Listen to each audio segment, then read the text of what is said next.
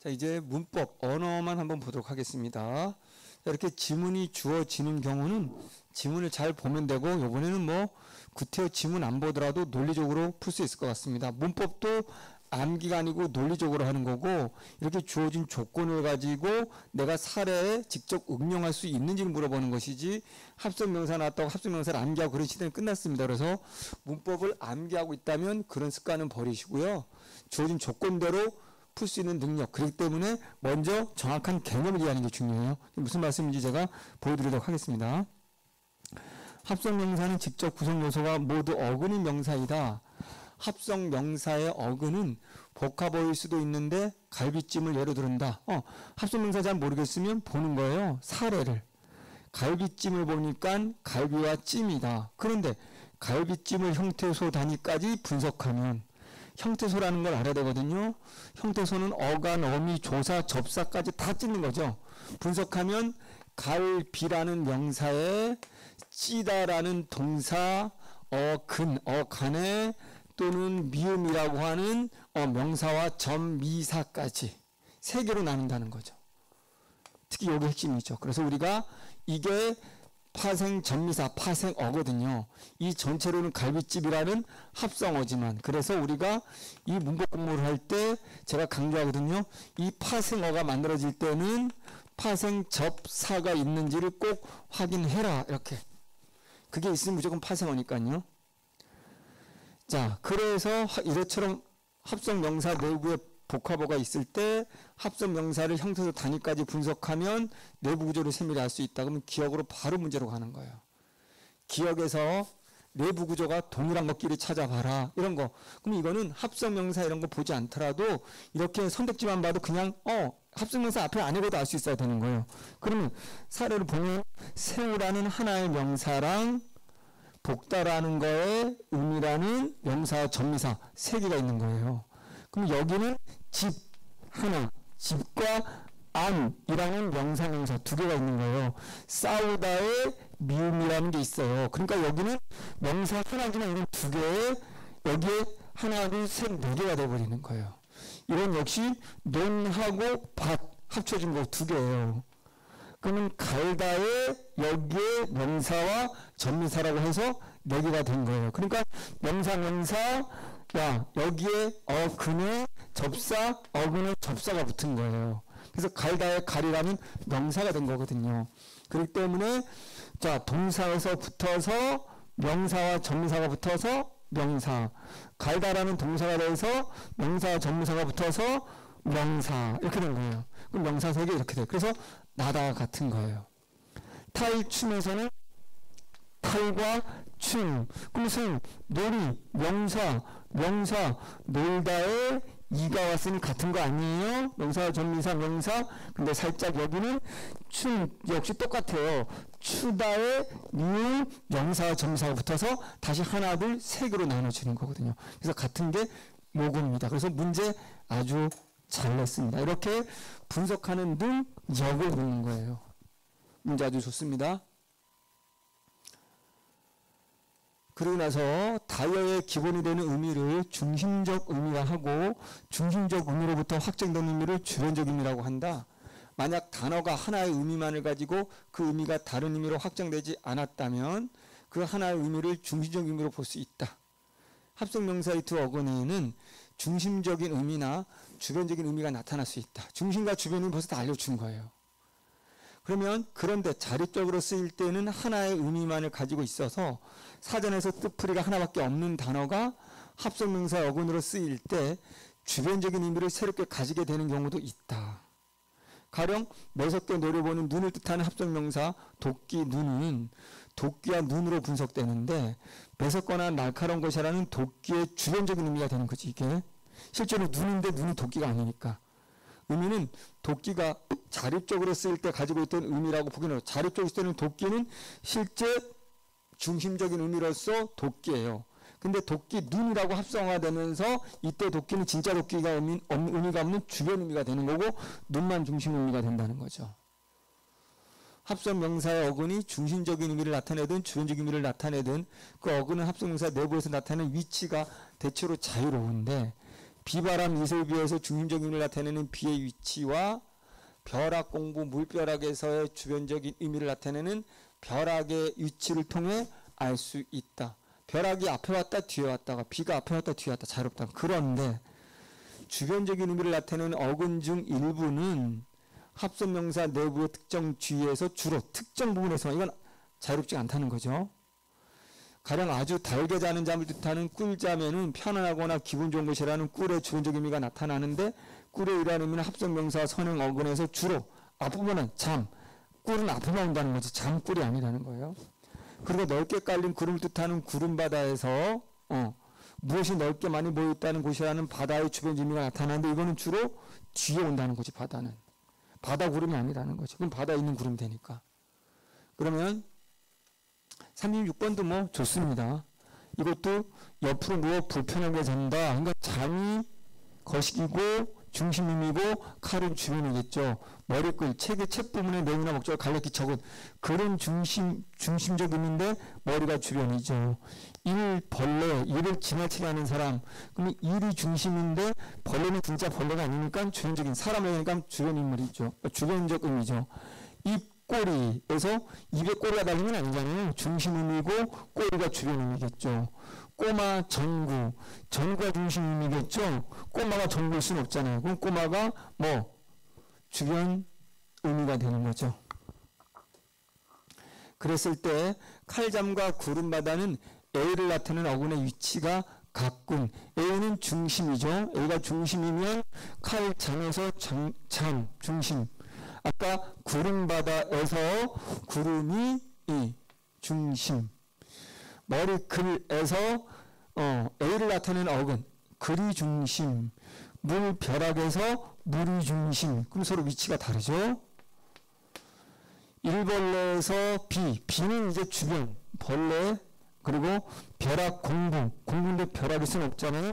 그러면 비, 주변 의미가 벼락, 벌레인데 위치가 서로 다르죠. 얘는 앞, 얘는 뒤니까. 입, 꼬리, 그럼 비, 꼬리가 주변, 도끼, 눈, 도끼가 아까 주변이죠. 그럼 서로 위치가 다르죠? 다르다. 4번이죠. 꼬마 정보와 꿀잠은 비는 주변이죠. 그럼 꼬마가 주변, 꿀잠에서 꿀이 주변이죠. 그럼 서로 위치가 같죠. 앞부분으로. 됐습니다. 자, 이 고정 문법은 문법이라기보다는 그냥 이거 따라하는 거라고 나왔는데 조금 그렇게 뭐 썩 나이스한 문제는 아닌 것 같은데요. 종성 글자는 따로 만들지 않고 다시 초성에 있는 글자를 그대로 가져와라. 이런 얘기입니다. 종성은 그대로 초성으로 따라와라. 그럼 A에서 초성에 있는 비읍이 그대로 따라오면 부비 돼야 되는 거죠. 비읍자 아면 이건 비읍자가 돼야 되는 거죠. 이걸 같으려면 하가 돼, 이렇게 돼야 되는 거죠. 그러니까 이건 틀렸죠. 적절하지 않은 거 찾는 거겠죠? 적절하지 않죠. 비는 이응알 입시울 소리 아래 이었으면 이응을 입술 아래 써라. 가베아반 소리 다연이라. 이응을 순음 아래 써라. 그럼 순음 아래 써라. 그럼 입술을. 그러면 요 순음 아래 이응을 써라. 요 순음 아래 입술을 써라. 이렇게 되는 거죠. C는 첫소리 글자를 합하여서 사용하려면 옆으로 나란히, 초성 글자를 쓰되 옆으로 나란히 합쳐서 비읍, 시읒, 기역, 비읍, 지읒. 됐죠? 그 다음에 모두 마찬가지다. 종성 글자도 마찬가지다. 그러면 종성 글자도 여기에 나란히 리을, 기역, 이렇게 된 거죠. 그 다음에 디귿은 이런 것들은 초성 글자 아래에 붙여 쓰고 초성 글자 아래 붙여 쓰고 초성 글자 아래 이렇게 붙여 쓰고 이거와 이와 아와 여란 으란 여기 붙여 써라. 이거는 초성 글자 오른쪽에 붙여 써라. 오른쪽에 초성 글자 이는 오른쪽에 이 오른쪽에 오른쪽 아니지? 이거 ABCD 오른쪽에 맞죠? 오케이. 자, 된소리 자, 된소리 되기를 나타내는데 된소리가 신발을 신고처럼 용언의 활용에는 마지막은 용언의 활용일 때 용언의 활용을 알아야 되는 거죠. 용언의 활용이라면 어간 플러스 다 기본형을 만들어야 된다. 이게 우리가 문법할 때 기본이거든. 데피니션을 먼저 이해하라는 거죠. 이런 거 있는 거예요. 어간인 어근 플러스 접 사까지가 어간이 된다. 나머지가 이때부터는 어미가 된다. 그때 어미가 달라지는 걸 말한다. 그러면 신고처럼해서 신이 어간이 되고 고가 어미가 되는 거죠. 용언의 활용에는 마지막 소리가 니은이고 이제 어미가 기억이 되는 거죠. 그럼 마지막 소리는 니임 어간 뒤에 처음 소리 가 기억으로 온 거죠. 어미가 결합됐을 때 어미의 이 첫소리가 된소리가 되는 것이다. 근데 선생님 국어에서 기억되시 지읒이 니은 미음 뒤에 이어지면 항상 된소리가 바뀌나요? 아니, 항상 그런 것은 아니에요. 표준 발음에서는 용언의 어간에 아닌 경우를 하는 거야. 이제 용언의 어간에 피동이나 사동에 접사가 들어가 있다. 어간 안에 그 어간 속에 그게 들어가 있으면 요거 어간 속에 여기 들어 이게 어간이잖아요. 그래서 여기 들어가 있으면 결합하거나 어미끼리 결합하거나 이럴 경우 결합하거나 1 또 2 어미끼리 결합 어미가 결합할 때 하거나 체언과 상 조사가 결합할 때 경우에는 된소리가 되지 않는다. 그리고 먼지처럼 하나의 형태소 하나의 형태소라는 거야. 하나의 형태소. 형태소라는 걸 알아야 되는 거예요. 그럼 먼지라는 건 명사라는 하나의 형태소거든요. 그 하나의 형태소 안에 니은과 지읒이기 때문에 찌를 않는다는 거예요. 일어나지가 않아요. 그럼 다음은 봅시다 라고 봅니다. 그럼 피로를 푼다 여기에서 뭐뭐 때문입니다 라고 되어 있어요. 적절하지 않은 거죠. 그럼 피로를 푼다는 니은과 미음이 모두 어미에 속해 있는 소리이기 때문에 바뀌지가 않습니다. 네. 이거는 지금 풀다 기본형이 피로를 풀다입니다. 피로를 풀다가 기본형이라는 걸 만들 수 있어야 되고 그런 다음에 풀다에서 여기에 니은하고 디귿이 됐거든요. 그럼 풀다에 풀이 된 상태에서 풀다에 니은다가 되면서 니을이 탈락한 거거든요. 그렇기 때문에 니은과 디귿이 모두 어미에 속한 것이 맞다는 게 되는 거죠. 그러니까 기본형을 만들어야 돼. 풀다. 피로를 풀다요. 풀다에 니은이 오면서 니을이 탈락하고 니은인 어미가 여기 온 것 뿐이에요. 거기에 니은, 디귿 둘 다 어미가 되는 거거든요. 그래서 두 번째가 여름도. 여름도의 여름이라는 체언이고 명사 도라는 게 보조사가 되는 거거든요. 그러면 체언과 조사 결합한 거죠. 비. 체언과 조사 결합으로 이어진 소리이기 때문에 C는 미음과 기억이 모두 하나의 형태소 안에 미음과 기억이 하나의 형태소라는 말은 기본형이 잠그다. 기본형을 만들 수 있어야 돼요. 그럼 잠그다가 어간이고 그 다음에 아가 되는 거예요. 그럼 미음과 기억이라는 건 어간이라는 하나의 형태소 안에 들어 있기 때문에 안 된다는 거예요. 뒤에서 니은과 기억이 어미끼리 결합하면서 이어진 소리이기 때문에 문제 아주 좋습니다. 이게 안기다 기본형이 안따냐 안기다냐 라는 거죠. 그러면 안따라 척하면 안 되고 이게 안기다라고 만들 수 있어야 되는 거죠. 그러면 이때 안기는 건 누구누구에 의해서 안기다라는 건 이희리기 피동접사가 들어간 거죠. 그래서 제가 눈을 강조하는 용언 어간 나오면 용언에 안기하생하지 말고 이거부터 접근하라. 제가 다 원리를 설명했거든요. 이걸 꼭 묻는다. 그럼 여긴 접사가 들어간 거잖아요. 피동 접사가 들어간 거예요. 그래서 아까 말한 여기에 어간에 피동 접사가 들어갔기 때문에 되지 않는 거죠. 그래서 안기까지가 피동 접사. 그러면 한 안은 니은기이기 때문에 안 일어나는 거죠. 그래서 어미끼리 결합이 아니라는 거죠. 이는 니은과 지읒이 어감과 어기로 결합하면서 이어진 소리가 아니기 때문에 니은과 지읒은 크지. 이거는 기본형이 크다입니다. 크다가 크가 어간이 되고 니은 지는 어미가 되는 거죠. 그러니까 니은은 어간과 어미가 결합하면서 니은과 지읒이 어감이 결합하면서 이어진 소리가 아니다.